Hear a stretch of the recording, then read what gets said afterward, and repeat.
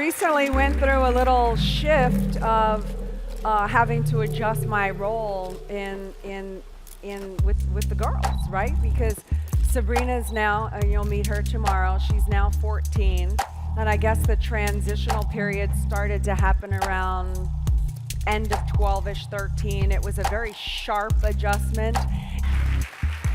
Yeah, I recently went through a little shift of having to adjust my role with the girls, right? Because Sabrina's now, you'll meet her tomorrow. She's now 14, and I guess the transitional period started to happen around end of 12ish, 13. It was a very sharp adjustment.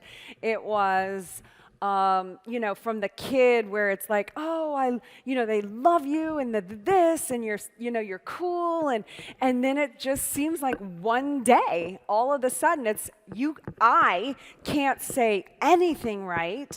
I'm like, the eye rollings, and you don't understand, and this and that, and I was really battling with this situation as a mother because I want to be in this role and I want my daughter to like me, and so I was really having a difficulty with this adjustment. And then I went back to the basics and I said, who am I and what is my role? What is my role as a mother? My role as a mother isn't to be based upon whether my daughters like me or don't like me. You see, why would she want to be around me? Because when she was around me, I wasn't just granting her the space or whatever to not want to be with me. I was making her wrong for that, which only made her not want to be with me even more. I went back to what is my role as a mother, and I defined it for myself, and it was a defining moment in our relationship, which she doesn't know about, so don't tell her this part.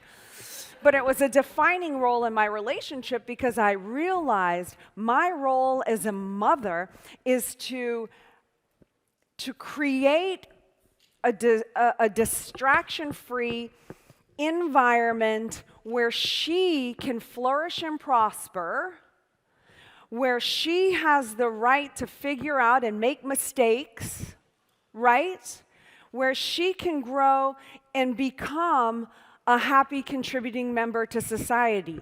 That is my role as a mother, nothing else. It was wrong of me to make her wrong for this or that or da-da. So now, I just started to allow her to be her without having, every single time she talks to me, having to be like, well, and giving my advice. I mean, I get paid to speak. Why doesn't she want to hear me speak? I'm giving it to her for free. I have all the advice. I have all the this. Well, she doesn't want it all the time. She's herself trying to figure it out. So sometimes I just am there with my role. Is the environment safe? Is it there for her? Good. Then I can be a listening board where she can trust me and talk to me, and I'm just and sometimes I bite my tongue. Sometimes I say, hey, look, can I wear my hat, like if a police officer wears a hat, it identifies that he's a police officer, right? So can I wear my mother hat right now and just tell you from experience where I see on this point? If not, I respect that. I won't say anything. And most of the time she'll say yes, but most of the time I'm just listening to her.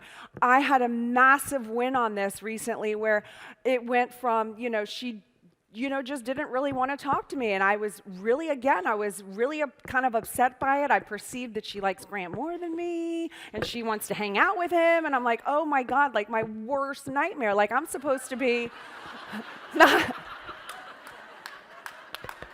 That came out wrong. I love their relationship, but I'm supposed to be like restoring the family dynamic. I'm this, I'm that, I'm a failure. I was having a big loss on it, and I went from applying this tactic to my daughter not wanting to talk to me, to she was out of town recently, and she and I had a phone conversation, and she talked to me on the phone for 2 hours. 2 hours. I had her interested in talking to me about her life, where I was just there for her. It was a huge win for me as a mother, and to understand and to help me navigate these waters.